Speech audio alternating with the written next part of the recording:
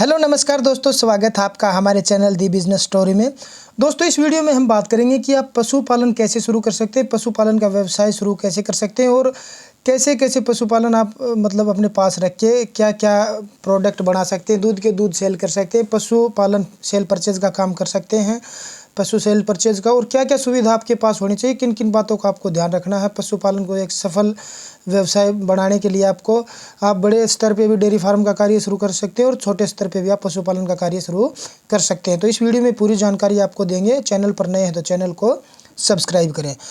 तो दोस्तों, किसान भाइयों, पशुपालक भाइयों, हम बता दें कि पशुपालन का एक ऐसा व्यवसाय है जहाँ पे ग्रामीण क्षेत्र में मतलब ज़्यादा से ज़्यादा लोग अभी पशुपालन का व्यवसाय शुरू कर रहे हैं, इसकी तरफ बढ़ रहे हैं, क्योंकि इसमें आमदनी भी अच्छी है। अगर पशु आपके पास अच्छे हैं तो कई बार पशु खरीदने में किसान को या पशुपालक भाई को मतलब धोखा मिल जाता है काफ़ी जगह पे, क्योंकि जो पशु सोच के वो लेता है वैसा पशु नहीं निकलता। कई बार तो दूध देख के लेता है कि 15-16 केजी गाय का, 20 केजी होगा, भैंस का 12-13-14 किलो होगा, लेकिन क्या होता है कि उसी में वो फिर बाद में दूध कम निकलता है, उसमें पता नहीं। कई बार काफ़ी बार ऐसे लोगों से लेने पड़ जाते हैं पशु जहाँ पे धोखा मिलता है। तो इन बातों का भी आपको ध्यान रखना है।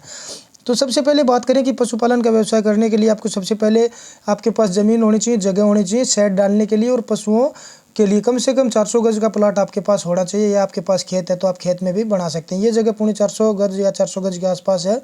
तो इसमें हमने जैसे पशुपालन का व्यवसाय शुरू किया, इस प्रकार से आप भी कर सकते हैं। खुला शेड हमने डाला है, कम खर्च में ये शेड डल जाएगा। 1-1.25 लाख रुपए का खर्चा इस शेड में आपको आने वाला है। आप देख सकते हैं सामने ये शेड मतलब 40 फीट की इसकी लंबाई और 20 फीट की चौड़ाई है। तो इसमें 8 से 10 पशु तक आप जो होते हैं मतलब दूध वाले वो रख सकते हैं। इसमें जैसे सामने तो आप मतलब जो पशु बंधेंगे, इसमें दीवार की साइड में बड़े पशु और ये छोटी दीवार सामने इसमें छोटे पशु। तो इस प्रकार से हम रखते हैं। तो सेल परचेज का कार्य भी हमारा चलता रहता है। पशु आते रहते हैं, जाते रहते हैं, और दूध का कार्य भी करते रहते हैं। लेकिन अभी फ़िलहाल दूध कम ही सेल करते हैं, क्योंकि दूध वाले इतने पशु हैं नहीं, फ़िलहाल 2 ही हैं, और 2-3 पशु अभी मतलब आगे बच्चा देने वाले हैं, 2 पशु। तो आगे हम बात करें कि गाय और जो भैंस होती है आप कहाँ से खरीदें। गाय और भैंस आप खूंटे का पशु खरीदें, मतलब किसान के घर से गांव-गांव में जाके ढूंढे अच्छा पशु, तभी आपको अच्छा पशु मिल पाएगा।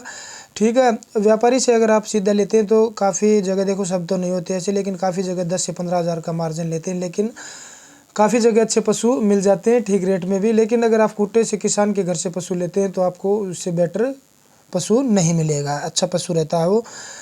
तो आगे अगर हम बात करें कितने दूध वाले पशु आपके पास होने चाहिए अगर आप दूध का कार्य कर रहे हैं, तो अगर गाय रखते हैं तो 20 प्लस की गाय कम से कम होनी चाहिए आपके पास ऊपर, और भैंस रखते हैं तो 12 किलो 13 किलो से ऊपर की भैंस होनी चाहिए। 14-15 लीटर आराम से ऐसी भैंसें होनी चाहिए अगर स्टार्टिंग में। तो रूटीन में बनाए रखना। अगर दूध का कार्य करते हैं तो आपके पास हरदम, अगर 5 पशु से शुरू कर रहे हैं तो आप धीरे धीरे बढ़ाएं, तो कम से कम 5 पशु दूध वाले आपके पास हर बार रहने चाहिए। इसके लिए और क्या चाहिए आपको, एक तो पानी की सुविधा होनी चाहिए आपके पास। मतलब गर्मी के टाइम में तो 4-4 बार पशु को पानी पिलाना पड़ता है, नहलाना पड़ता है, और एक मतलब उनके मतलब खूंटा बदलने की जगह होनी चाहिए। जैसे हमने अंदर गर्मी होने के बाद अंदर बांध देते हैं इनको, और धूप मतलब सुबह सुबह बाहर और शाम को बाहर, पूरी रात बाहर रहते हैं। आप इनका देख सकते हो कच्चा जो मतलब इनका बिस्तर होता है, मतलब ठाण बोलते हैं जिन्हें, कच्चे होते हैं तो उसमें बेटर रहता है पशु। लेकिन काफ़ी जगह पे कच्चे की हर जगह सुविधा नहीं होती, तो पक्का भी होता है, तो वहाँ पे आप गद्दे वगैरह डाल सकते हैं दूध वाले पशुओं के नीचे। आगे फिर आपके पास खेत होने चाहिए हरे चारे के लिए, क्योंकि हरा चारा पशु के लिए बहुत ही लाभदायक होता है। इसमें फास्फोरस, कैल्शियम, विटामिन, सभी प्रकार के जो पोषक तत्व होते हैं वो हरे चारे में पाए जाते हैं। इसमें जब हरा चारा खत्म होता है तो आप अपने पशु को कैल्शियम दे सकते हैं, और जो मिनरल मिक्सर होता है, खनिज मिश्रण, वो भी आप अपने पशु को दे सकते हैं। ठीक है, इन बातों का आपको ध्यान रखना है। फिर आप पशुपालन का व्यवसाय शुरू कर रहे हैं तो आपको स्टार्टिंग में ये देख लेना है, आप दूध का काम करेंगे या कोई प्रोडक्ट बनाएंगे बड़े लेवल पे पशुपालन करके, या फिर सेल परचेज का कर रहे हैं कि पशु ले आए और अपना मार्जिन 2,000-3,000 रुपये रख के उसे सेल कर दिया तुरंत, ही आप इस प्रकार का कार्य कर रहे हैं। ठीक है। पशु जब तक आपके पास 4-5-10 दिन तक आपके पास रहेगा तो आप उसका दूध निकाल के सेल कर सकते हैं। वो आपके पास से कुछ लेके नहीं जाएगा, वो खर्चा उसका जो खाएगा आपके पास फीड वगैरह वो अपना उसमें निकाल देगा। तो इस प्रकार से आप पशुपालन का व्यवसाय शुरू कर सकते हैं। और पशुपालन जैसे आप गांव में करें वो बेटर रहता है, भीड़ भाड़ के इलाके से अलग। मतलब शहर में थोड़ा सा मतलब बेटर फील नहीं करता है पशु, सारा दिन मतलब व्हीकल निकलते रहते हैं, तो रोड के पास में तो वैसे भी नहीं करना चाहिए।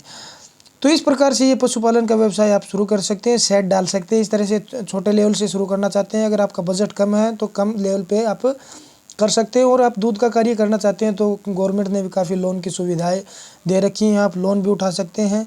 उसमें सब्सिडी लोन भी होते हैं और वैसे लोन भी होते हैं, सरकारी बैंक से लोन ले सकते हैं, प्राइवेट से ले सकते हैं, ठीक है। फिर आप अगर दूध का काम कर रहे हैं तो दूध के लिए आपको अच्छे पशु खरीदने पड़ेंगे, अच्छी नस्ल के पशु खरीदने पड़ेंगे। जैसे मुर्रा भैंस होती है वो अच्छा दूध देती है। गाय में आप जर्सी खरीद सकते हैं या एचएफ की खरीद सकते हैं अगर दूध का कार्य कर रहा है। और साहिवाल की भी अच्छी गायें मिल रही हैं जो अच्छा दूध देती हैं। तो ये आप देख पा रहे हैं हमारे पास जर्सी की गाय भी है, साहिवाल क्रॉस की एक बछिया है जो अभी मतलब प्रेग्नेंट आगे बच्चा देगी। एक ये जो कटड़ी है हमारे पास, ये मतलब अभी 2 महीने में बच्चा देगी। बजरंगी लिजवाना का सीमन से लगा हुआ है, अच्छे बुल का। तो अगर आप जैसे पशु अपने घर पे भी रखते हैं तो सीमन का अच्छे का चयन करें, क्योंकि नस्ल सुधार होगा जैसे जैसे, वैसे ही आपके पास घर पे भी आप अच्छे पशु तैयार कर सकते हैं। तो नस्ल सुधार का आजकल गांव में लोगों ने मतलब अच्छा रुझान है, नस्ल सुधार की तरफ कार्य कर रहे हैं, क्योंकि अच्छे अच्छे पशु सेल हो रहे हैं। तो इस प्रकार से आप पशुपालन का मतलब व्यवसाय शुरू कर सकते हैं दोस्तों।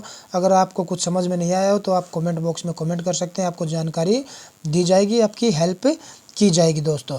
तो वीडियो अच्छा लगा हो तो वीडियो को शेयर करें और चैनल को सब्सक्राइब करें पशुपालन से संबंधित और लोन से संबंधित वीडियो देखने के लिए। धन्यवाद दोस्तों पशुपालक भाइयों।